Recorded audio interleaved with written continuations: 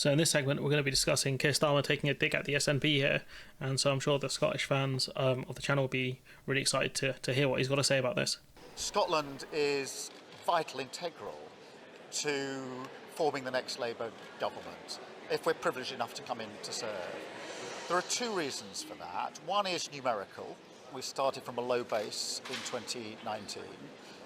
But it's more important even than that to me. So he's talking electorally, obviously, like trying to win Scotland over in terms of votes. Personally, because if we are elected in and I am to be Prime Minister and to serve, I want that to be service for the whole of the United Kingdom, including service in Scotland. So it matters to me, over and above the numbers, that we have strong representation here in Scotland. That's why I want to see, if you like, the next generation of Scots on the Labour benches, the government benches in Westminster, serving with me, everybody across Scotland. But on those numbers, he doesn't really explain why Scotland's that important to him. He's talked about, he wants the MPs to be there, but to basically, instead of the SNP being there, Scottish Labour MPs to be there. But he didn't really answer why Scotland's important to him. It's not really that great an answer. you don't need Scotland. So why shouldn't Scots, particularly those who support independence, still vote for the SNP?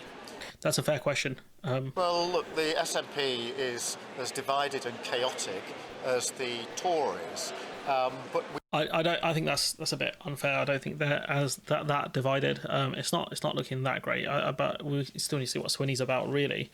But comparing the Conservative Party and the SNP Party in terms of division is always a bit of a ropey one, because I don't think people up there that might be torn between Labour and the SNP would appreciate a comparison between the two. But point being is, they've had a leadership change. It seems like it's settled down a bit, whereas the Conservative Party are in a complete mess because they have no idea what they're doing. And the fact that they called an election without really thinking about it. We need to change from this Tory government to a Labour government that can deliver change. Now, you can't deliver change. The SNP are simply saying, vote SNP to send a message. Sit on the opposition benches, making a protest and send a message. I mean, okay, but the message is they want independence. And if you want to talk about change, you've had kind of people within the Labour Party talking about how they want to increase tuition fees in Scotland and introduce the 2-child cap in Scotland. So, is that the kind of change you want to push in Scotland? Really, the worst ends of austerity that you're going to keep in England, are you going to put that on Scots as well? Because that's what, senior members in the Labour Party have said. Don't change Scotland by sending a message and protesting. You change Scotland by sending strong Labour representation as part of a Labour government that can deliver from... But again, they're not going to have that many MPs. So if they did vote for the Labour Party, they're not going to have that many MPs anyways. So they would barely be able to influence the Labour Party. It's clear what Scotland wants is another independence referendum. Is the Labour Party going to give that? By voting for the Labour Party, is Scotland going to get that? No. Are they going to get the right to self-determination? No. So the Labour Party won't give that. One, the change that Scotland, absolutely needs. But I also do say again, it matters to me to have that strong representation. I want those voices there as part of our government, making the choices and making the difference from Scotland. I mean, to be fair, I've heard Scottish people talk about how bad kind of Labour were when they were in charge of Scotland. Why would they trust you now? It doesn't make any sense. They trust you so little that it was the Scottish party, the Conservative Party, that were the second biggest party in Holyrood for a while. I think they still might be. So clearly they don't trust you, and they have every right not to trust the Scottish Labour Party when they want to introduce austerity up there. It just doesn't make any sense what he's saying here. I'm genuinely a bit baffled.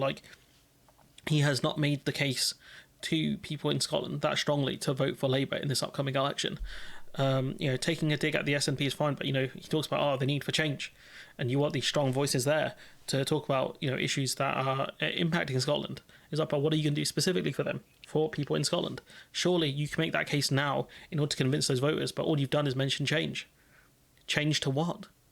You do have to have a core message. It's not enough to say, they've had enough, they want change. It doesn't make sense to me, and I kind of I don't know what bro's thinking here. Come up with policies and we can talk, I guess, but maybe they don't want to come up with policies because they know they've got criticised for how crap they are, and so this is safer for them. But anyways, I'm going to leave it there. Let me know what you think in the comments below. Like, comment, share, subscribe, support the channel on Patreon if you can, and hopefully I'll see you in the next one.